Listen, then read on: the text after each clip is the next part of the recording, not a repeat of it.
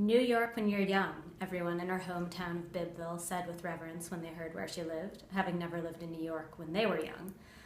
Evelyn tried to love it, and sometimes did, when she was wearing heels and perfume and hailing a cab on Park on a crisp fall night, or when the fountain at Lincoln Center danced in the nightlight, or when she watched Alfred Molina as Tevye sing Sunrise Sunset from her seat in the second balcony and felt her brain go still. The city hummed in a way Bibbville never had, and the taxis were hard to get because everyone had somewhere to go, and it was invigorating. And then it became grating. The taxis just became hard to get. She'd learned how to live in New York. She knew now never to eat lunch from the hot bar at Korean delis, never to buy shoes from the brandless leather joints that popped up in glass storefronts in Midtown, that there was more space in the middle of subway cars than at the inns, and that the flowers sold at bodegas were usually sourced from funerals. Yet she wasn't living a New York life. Despite her grand plans, she'd spent most days plodding to work and home from work without moving her life ahead. It was crowded and loud and dirty and too hot and then too cold.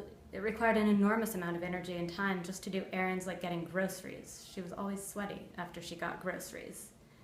She had expected to feel more at ease now that Charlotte and Preston were both back in New York.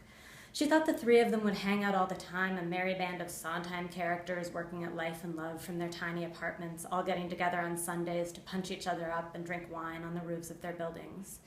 Instead, Charlotte, after working as a Goldman Sachs analyst, a year in which Evelyn saw her friend maybe once every 2 weeks, and all Char talked about was how much she was working, had gone back to Harvard for business school. Charlotte had been back in the city almost a year, working for the intense private equity firm Greystone, which meant her nights and weekends were mostly spoken for. Preston, meanwhile, had submerged himself into his preppy set upon his return from London. Evelyn had kept up with a few friends from Davidson College that had moved to the city, but their lives were starting to take wildly divergent directions. One was an actress and had just moved to Bushwick, and it would take 3 subways and probably the purchase of a shiv for Evelyn to navigate there safely. A second had gotten engaged and was moving to Garden City, Long Island. The 4 years since her Davidson graduation had gone by at once too slowly and too quickly, and Evelyn found herself in her mid-20s without the life she had expected to have. Girls her age were either forging ahead in their careers or in serious relationships that would soon produce rings and engagement parties.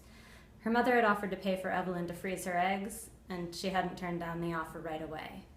It wasn't so much that she wanted a husband and babies, but it would be nice to have a place for once, to have people look at her and think she was interesting and worth talking to, not to have them politely fumble for details about her life and instantly forget her. Murray Hill, right? No, the Upper East Side. Ah, and Bucknell? No, Davidson. People like us could be her chance.